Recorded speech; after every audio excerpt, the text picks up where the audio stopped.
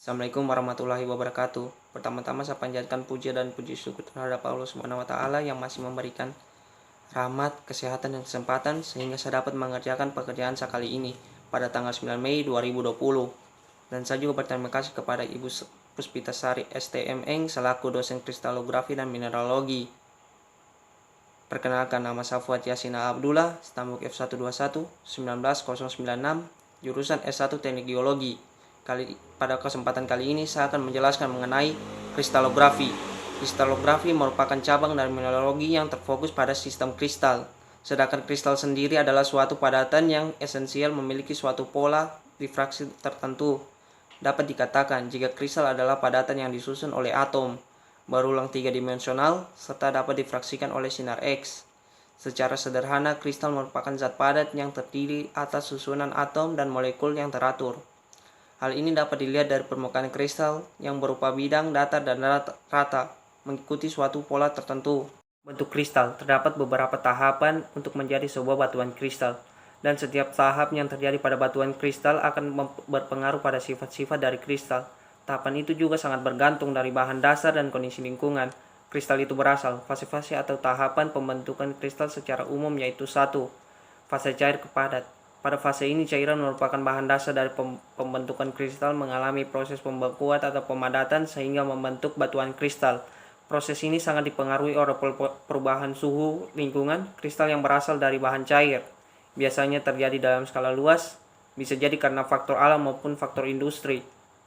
2. Faktor gas kepadat atau sublimasi. Pembentukan kristal bisa dapat berasal dari perubahan gas, dalam hal ini uap, menjadi padatan tanpa harus melalui tahap cair terlebih dahulu. Bentuk kristal yang dihasilkan biasanya berukuran lebih kecil dan juga berbentuk rangka. Kristal yang dihasilkan merupakan hasil dari proses sublimasi gas-gas yang memadat akibat dari perubahan lingkungan. Gas-gas ini berasal dari aktivitas gunung api, kemudian gas-gas tersebut membeku karena adanya perubahan suhu. 3. Fase padat ke padat. Proses pembentukan kristal ini biasanya terjadi pada agregat kristal di bawah pengaruh dari tekanan dan juga temperatur. Hanya strukturnya saja yang berubah, namun unsur-unsur kimia di dalamnya tetap. Pada proses ini batuan kristal sudah terbentuk sebelumnya akibat dari suhu dan tekanan, sehingga kristal tersebut berubah bentuk dari segi unsur-unsur fisik saja. Sistem kristalografi. Untuk mempermudah dalam memahami bentuk kristal, dibuatlah pengelompokan yang lebih sistematis. Pengelompokan ini berdasarkan perbandingan jarak, letak, dan posisi, jumlah, serta nilai sumbu tegak. Berdasarkan sifat simetrinya, bentuk kristal dibagi menjadi bidang simetri dan sumbu simetri. Dari bidang dan sumbu simetri tersebut, kristal dikelompokkan menjadi 32 kelas kristal. Pengelompokan ini berdasarkan jumlah unsur simetri yang terdapat pada kristal. Sistem 1. Sistem isometrik. Sistem ini dikenal dengan sebutan sistem kristal kubus dan kubik dengan jumlah sumbu pada kristal sebanyak 3 dan saling tegak lurus antara satu dengan yang lainnya. Perbandingan ketiga sumbu memiliki panjang yang sama. Karena memiliki panjang sumbu yang sama, sudut kristalografi yang dibuat sebesar 90 derajat. Hal ini disebabkan setiap sumbu berada pada posisi tegak lurus. 2. Sistem tetragonal. Sistem ini memiliki 3 sumbu yang masing-masing sumbu saling tegak lurus. Hanya satu yang memiliki ukuran lebih panjang atau lebih pendek dibandingkan dengan 2 sumbu yang lainnya. Pada sistem tetragonal dibagi menjadi 7 kelas, yaitu piramid, bipiramid, disfenoid, trapezohedral, ditetragonal piramid, skalenohedral, ditetragonal bipiramid. 3. Sistem heksagonal. Pada sistem ini terdapat 4 sumbu kristal, di mana salah satu sumbu tegak lurus terhadap ketiga sumbu yang lain. Ketiga sumbu tersebut memiliki sudut 120 derajat terhadap sumbu satunya dengan yang lainnya. Tidak hanya itu, ketiga sumbu memiliki panjang yang sama, sedangkan sumbu yang tersisa memiliki ukuran lebih panjang. 4. Sumbu trigonal. Sistem trigonal. Sistem ini memiliki nama lain yaitu rombohedral.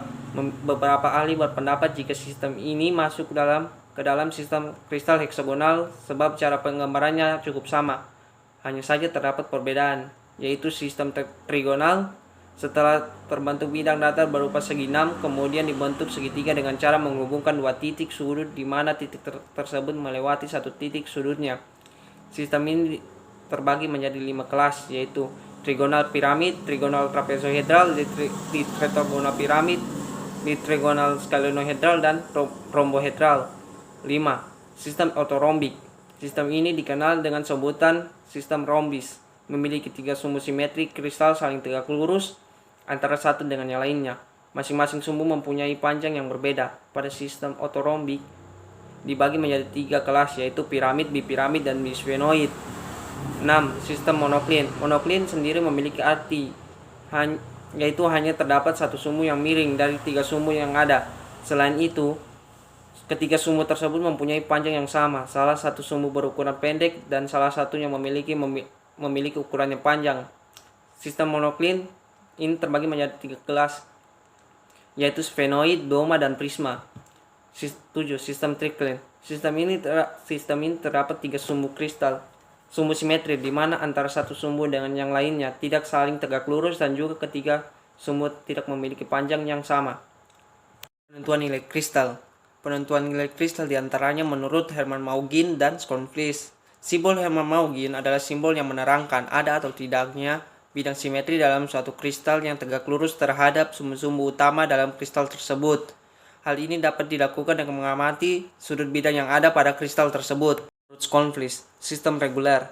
Bagian pertama menerangkan nilai C. Untuk itu ada 2 kemungkinan, yaitu sumbu C bernilai 4 atau 2. Bagian 2 menerangkan kandungan bidang simetrinya apabila kristal tersebut mempunyai bidang simetri horizontal dan bidang simetri vertikal dinotasikan dengan H.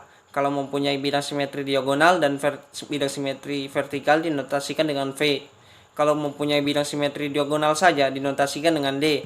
Sistem tetragonal, heksagonal, trigonal, ortorombik, monoklin, dan triklin. Bagian pertama menerangkan nilai sumbu yang tegak lurus, sumbu C yaitu sumbu lateral, dan sumbu intermediate. Ada 2 kemungkinan. Kalau sumbu tersebut bernilai 2 dinotasikan dengan D, Deadriss. Kalau sumbu tersebut tidak bernilai dinotasikan dengan C, Chicley. Bagian 2 menerangkan nilai sumbu C. Nilai sumbu C ini dituliskan di sebelah kanan agak bawah dari notasi D atau C. Bagian 3 menerangkan kandungan bidang simetrinya. Bidang simetri horizontal dan bidang simetri vertikal dinotasikan dengan H. Kalau mempunyai bidang simetri diagonal, D saja. Ya, kali ini saya akan menjelaskan mengenai pekerjaan saya, yaitu mendeskripsi mineral kuarsa. Kuarsa adalah salah satu mineral yang umum yang ditemukan di kerak kontinen bumi. Mineral ini memiliki struktur kristal heksagonal yang terbuat dari silikat trigonal terkristalisasi dengan kekerasan 7 skala Mohs. Kristal ini memiliki kelas trigonal trapezohedral dan bentuk trigonal trapezohedron. Sekian dari saya. Wassalamualaikum warahmatullahi wabarakatuh.